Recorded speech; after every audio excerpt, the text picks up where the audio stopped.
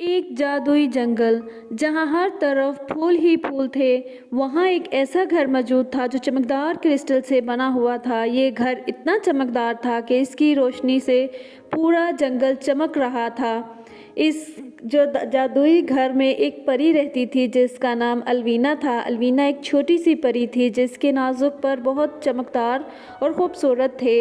वो इस क्रिस्टल के घर में रहती थी। ये एक जादुई मुकाम था जो पूरे जंगल को जादुई ज़िंदगी से भर देता था। इसके घर की दीवारें चमकदार क्रिस्टल से बनी हुई थी जो बाहर की दुनिया की एक अलग ही खूबसूरती बयान करती थी। इस तरह वो एक रोशनी और रंगों का महल मालूम होता था। एक सुबह जब एल्वीना अपने खूबसूरत चमकदार बाग की देखभाल कर रही थी, इसने कुछ गैर मामूली देखा कि इसके घर के क्रिस्टल अपने रोशनी खो रहे थे। दीवारें हीरे की तरह चमकती थीं, अब मांद पड़ गई थीं और खूबसूरत रोशनी जो जंगल में रक्स करती थी गायब हो रही थी। माया तेजी से अंदर गई ताकि अंदर जाके वो बड़े क्रिस्टल को देख सके जो घर के अंदर मौजूद था। ये क्रिस्टल घर और जंगल की सारी जादुई तवानाई का जरिया था, लेकिन उसको देखकर हैरान हो गई कि इसके अंदर एक बड़ी दरार आ चुकी है और इसकी रोशनी मध्यम हो रही है।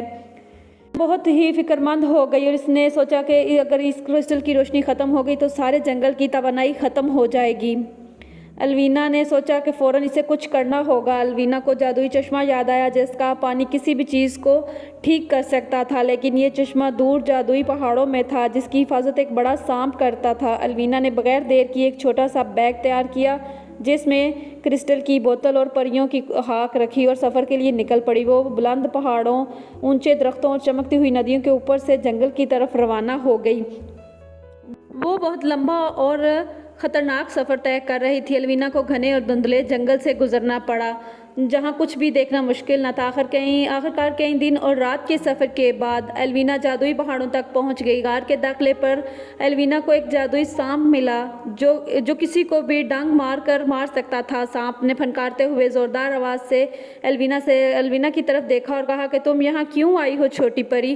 परी ने सांप को अपनी सारी कहानी बताई, कैसे अपने घर के बड़े क्रिस्टल की दरार के बारे में बताया और कैसे जादुई तवानाई ख़त्म हो रही है और पूरा जंगल खतरे में था। इसने बताया। सांप ने कहा कि तुम्हारा दिल साफ है और तुम नेक हो, तुम सबकी मदद करना चाहती हो। सांप ने कहा कि तुम रोशनी के चश्मे से पानी ले सकती हो, लेकिन याद रखो ये चश्मा सिर्फ इन्हीं की मदद करता है जो नेक दिल और दूसरों से मोहब्बत करते हैं। अलवीना ने सांप का शुक्रिया अदा किया और गार के अंदर उड़ गई और अंदर इसने जादुई चश्मा देखा जिसकी रोशनी ने गार को रोशन कर रखा था। इसने क्रिस्टल की बोतल में जादुई पानी भरा और वापस अपने घर आ गई। जब अपने घर की जादुई पानी को क्रिस्टल पर डाला, जैसे ही पानी को डाला क्रिस्टल को छुआ और रोशनी दोबारा से वापस आ गई और पूरे घर को रोशनी से भर दिया और जंगल में सारी रोशनी फैल गई और दरार क्रिस्टल से ख़त्म हो गई। इसकी रोशनी पहले से ज़्यादा हो गई थी। जंगल एक दफ़ा खुशी और रंगों से भर गया था। अलवीना का क्रिस्टल का घर दोबारा चमकने लगा। उम्मीद है कि आपको ये जादुई जंगल की कहानी पसंद आई होगी। प्लीज़ मेरी वीडियो को लाइक कीजिए और मेरे चैनल को सब्सक्राइब कीजिए।